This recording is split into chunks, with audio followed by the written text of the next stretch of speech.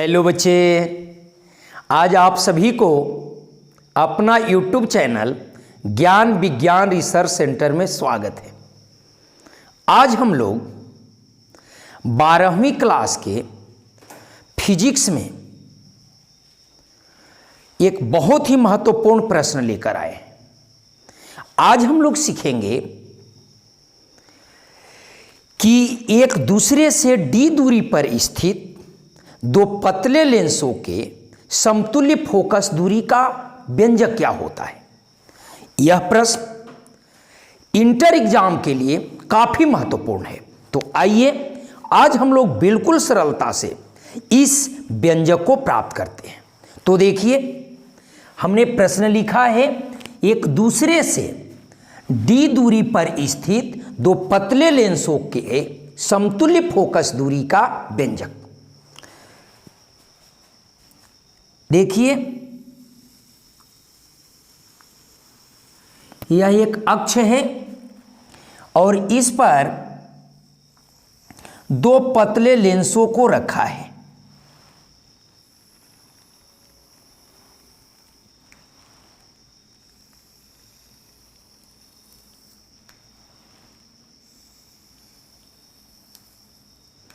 यह एक पतला लेंस है, इसका नाम हमने दिया L1। L1 एक पतला लेंस है और एक और पतला लेंस को हम रखते हैं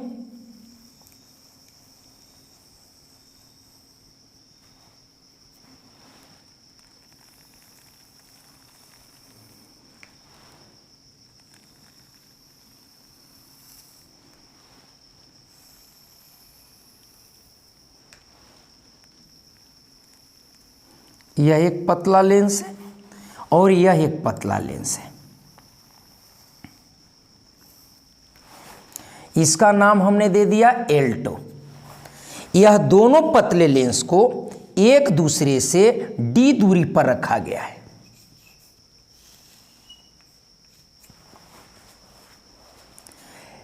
इसको हम P1 लिखते हैं और इसको P2। अब प्रधान अक्ष के समानांतर आती हुई प्रकाश किरण L1 लेंस से अपवर्तन के बाद डेल्टा 1 से विचलित होता है। देखिए, अगर यह लेंस नहीं होता तो ये प्रकाश की किरणें सीधे चली जाती, लेकिन इससे विचलित होते हुए आगे बढ़ती है और कहीं न कहीं यह आगे बढ़ करके और यह प्रतिबिंब का निर्माण करता है। लेकिन यहाँ से L2 लेंस द्वारा ये प्रकाश का पुनः अपवर्तन होता है और इससे प्रकाश फिर विचलित होते हुए इसका अंतिम प्रतिबिंब I पर बनाता है। यदि इसको हम आगे की ओर इसको बढ़ाएं तो यह कहीं न कहीं जाकर इसको काटता है। अगर यहाँ पर एक लेंस को स्थापित किया जाए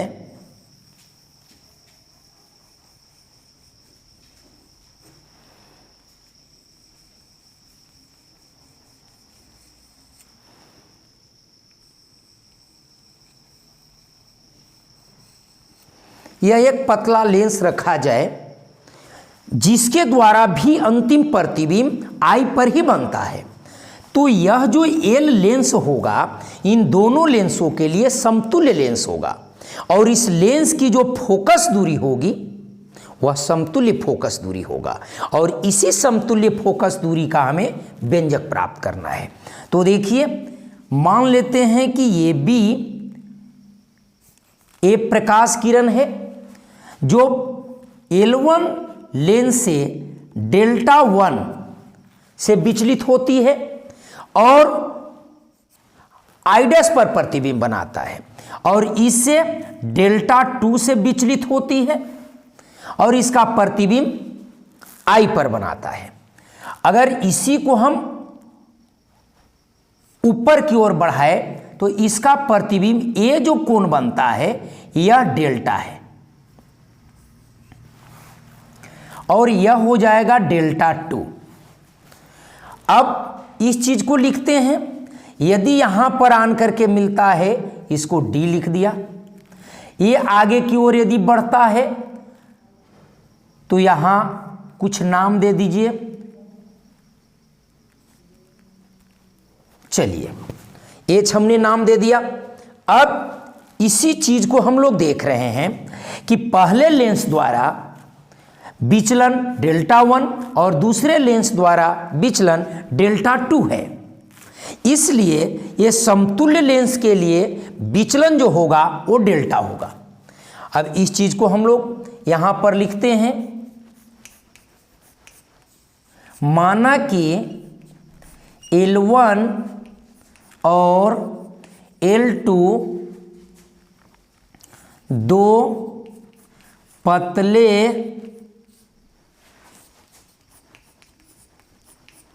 लेंसों को d दूरी पर एक ही अक्ष पर रखा गया है, जिसका फोकस दूरी F1 और F2 है। हमने लिखा है कि माना कि L1 और L2 दो पतले लेंसों को d दूरी पर एक ही अक्ष पर रखा गया है, जिसकी फोकस दूरी F1 और F2 है। प्रधान अक्ष के समानांतर आती हुई प्रकाश किरण L1 लेंस से अपवर्तन के बाद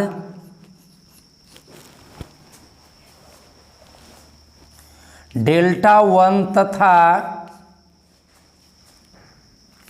L2 लेंस से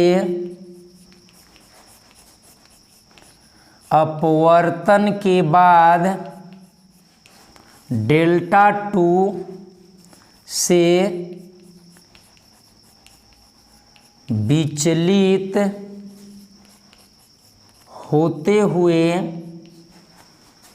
I पर प्रतिबिंब बनाता है। मैंने बिल्कुल सिंपल भाषा में लिखा कि प्रधान अक्ष के समानांतर आती हुई प्रकाश किरण L1 लेंस से अपवर्तन के बाद तथा L2 लेंस से अपवर्तन के बाद डेल्टा 2 से विचलित होते हुए I पर प्रतिबिंब बनाता है। इसलिए हम लोग लिख सकते हैं कि P1 और P2 जो होगा, P1 P2 यह D होगा, और अनंत पर रखे किसी वस्तु का प्रतिबिंब फोकस पर बनती है। तो इस लेंस के लिए देख लिया जाए, इसका प्रतिबिंब यहां पर बन रहा है, तो यहां से यहां तक की दूरी जो होगी P1 I डैश, ये जो हो जाएगा यह फोकस दूरी होगा पहले लेंस का L1 का। अब यहां पर देख रहे हैं कि यदि इसको हम P ले लें तो यहां से यहां तक की जो दूरी होगी, यहां से यहां देख रहे हैं कि यह समानांतर आती हुई प्रकाश किरणों का प्रतिबिंब इस पर बनता है, तो इसके लिए यह फोकस दूरी हो जाएगा, अर्थात PI बराबर F हो जाएगा। और ये जो देख रहे हैं हम यहां से यहां तक, तो हम लोग लिख सकते हैं, यहां गौर करें कि ये जो है वो डेल्टा 1 है, ये डेल्टा 2 और ये डेल्टा है। अब इसी चीज को यहां पर लिखेंगे कि चूंकि त्रिभुज BDH ठीक है। बी डी एच का बहिष्य कोण जो है वो क्या है, डेल्टा है। इसलिए डेल्टा बराबर हम जानते हैं कि बहिष्य कोण दो सुदूर अंतः कोणों के योग के बराबर होता है। इसलिए डेल्टा बराबर इसका सुदूर अंतः कोण डेल्टा 1 और डेल्टा 2 है। इसलिए डेल्टा 1 प्लस डेल्टा 2 होगा। यह पहला समीकरण हम लोग आगे दे देंगे। देखिए, हम जानते हैं कि किसी का विचलन जो होता है इसकी ऊंचाई बटा फोकस दूरी के अनुपात के बराबर होता है। मतलब ये सूत्र हमने पहले प्राप्त किया है कि डेल्टा बराबर h/f। तो इसके लिए जो होगा, अगर इसकी ऊंचाई h1 है तो ये भी ऊंचाई h1 होगा और इस ऊंचाई को हमने मान लिया h2। तो देखिए, तो इसके जगह पर क्या हो जाएगा, इस लेंस के लिए h1 बटा इस फोकस दूरी f1 हो जाएगा बराबर इसके लिए h1 बटा ये जो हो जाएगा यह f, और ये जो हो जाएगा f1 प्लस डेल्टा 2 देख रहे हैं उसकी ऊंचाई दूसरे लेंस के लिए, तब हो जाएगा h2 बटा क्या हो जाएगा f2। ठीक है, इस लेंस की फोकस दूरी जो है वह हो जाएगा f2। अब यहाँ पर हम लोग देख रहे हैं ये पहला इक्वेशन दे करके छोड़ देते हैं। अब हम लोग इसमें h2 का मान निकाल करके और इस समीकरण में पुट कर देंगे, बस बिल्कुल आसानी से ये हमें व्यंजक प्राप्त हो जाएगा। तो देखिए h2 कैसे निकलेगा, यह एक बड़ा ट्रिंगल है और यह एक छोटा ट्रिंगल है, दोनों को हम लोग लेते हैं। लिखेंगे चूंकि त्रिभुज बड़ा का नाम देंगे BP1 I डैश समरूप त्रिभुज, उसको देखते हैं DBP2 I डैश है। मिला लेते हैं, क्यों समरूप है, तो इसका 90 डिग्री इसके 90 डिग्री के बराबर और ये जो कोण है दोनों में उभयनिष्ठ है, तो तीसरा कोण अपने आप बराबर हो जाएगा। और एक त्रिभुज का यदि तीनों कोण दूसरे त्रिभुज के तीनों कोण के बराबर हो तो समरूप होगा, इसलिए दोनों त्रिभुज समरूप हुआ। और यदि समरूप होता है तो इसकी संगत भुजा का अनुपात बराबर होगी। तो संगत भुजा में हम लोग देख लेते हैं, इसमें क्या मिलेगा, BP1 बटा उसमें देखते हैं कि क्या मिलता है, तो D जो है वो P2 हो जाएगा बराबर। अब हम लोग लिखते हैं इसकी पूरा लंबाई, मतलब कि P1 I डैश बटा इसका पूरा लंबाई P2 I डैश हो जाएगा। अब यहां देखिए कि P1 जो है वह h1 है, ए वाला, और इसकी जो ऊंचाई है वो h2 है। ध्यान देंगे बच्चे, देखिए h1 बटा h2 हो गया।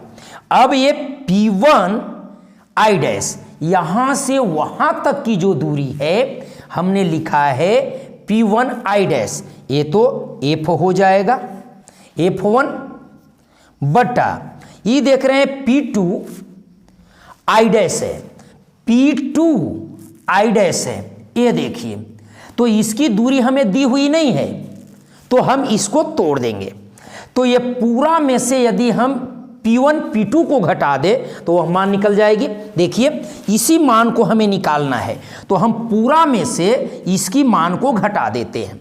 यहां लिखेंगे P1 I डैश घटाओ P1 P2, तब क्या हो जाएगा, ध्यान देंगे यहां पर, यह h1 बटा h2 बराबर f1 बटा ये जो है ये पहले P1 I डैश, तो इसके जगह पर हमने लिखा है f1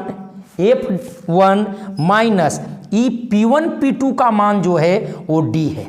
अब इसको हम क्रॉस गुना कर देते हैं तो क्या मिल जाएगा, यहां पर देख ले, इसको उधर ले जाएंगे इसको इधर ले आएंगे, तो h1 into f1 minus D बटा हो जाएगा यह F1 और A उधर चला गया तो H2 हो गया। अर्थात हम लोग लिख सकते हैं कि इसलिए H2 बराबर मान निकल गया कितना, H1 into F1 minus D बटा F1।